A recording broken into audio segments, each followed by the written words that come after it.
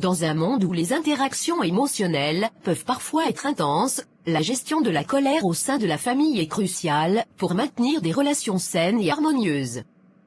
Les parents jouent un rôle central dans cet équilibre, car leur façon de réagir aux situations stressantes peut grandement influencer le bien-être émotionnel des enfants.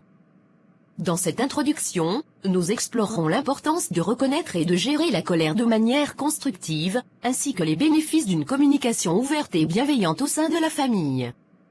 En mettant l'accent sur l'empathie, la compréhension mutuelle et le respect, nous découvrirons comment cultiver un environnement familial où les émotions sont accueillies et traitées avec soin, favorisant ainsi des liens solides et durables entre les membres de la famille.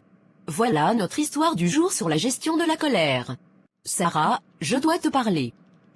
Hier soir, j'ai perdu mon calme et j'ai crié après toi.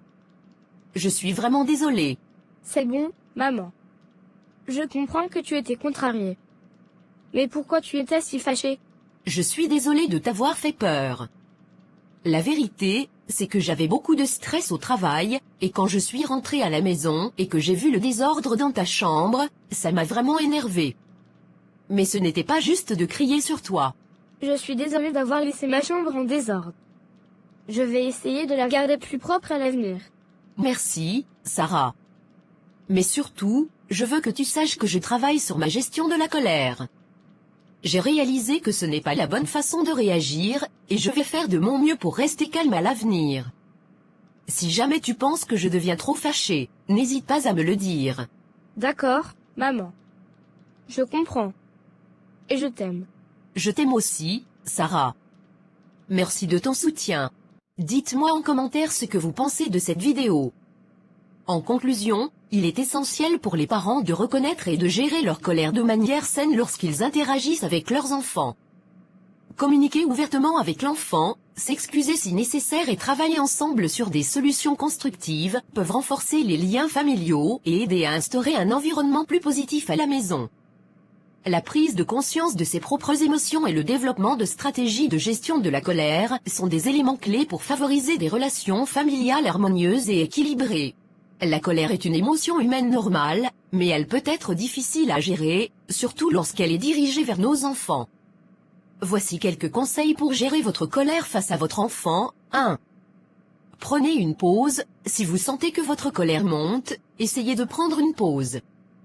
Vous pouvez sortir de la pièce ou prendre quelques respirations profondes pour vous calmer avant de continuer la conversation avec votre enfant. 2. Essayez de comprendre la source de votre colère. Parfois, notre colère peut être causée par une accumulation de stress ou de frustration, et peut ne pas être directement liée à notre enfant. Prenez le temps de comprendre ce qui a déclenché votre colère, pour pouvoir mieux y faire face. 3. Communiquez calmement. Essayez de parler à votre enfant d'une manière calme et posée, sans hausser la voix ou devenir agressif. Cela aidera à calmer les tensions et à résoudre le problème plus facilement. 4. Évitez les punitions sévères. Il est important d'éviter les punitions sévères ou physiques, car elles peuvent aggraver la situation et nuire à votre relation avec votre enfant. Essayez plutôt d'utiliser des techniques de discipline positive pour aider votre enfant à apprendre de ses erreurs. 5. Demandez de l'aide si nécessaire. Si vous avez du mal à gérer votre colère face à votre enfant, n'hésitez pas à demander de l'aide. Vous pouvez parler à un ami, un membre de votre famille ou un professionnel de la santé mentale pour obtenir de l'aide et des conseils. En fin de compte, il est important de se rappeler que la gestion de la colère est un processus continu et que cela peut prendre du temps pour trouver des stratégies efficaces. Soyez patient avec vous-même et n'hésitez pas à demander de l'aide si nécessaire. Merci d'avoir regardé la vidéo, likez, partagez et abonnez-vous pour ne rien rater. Merci.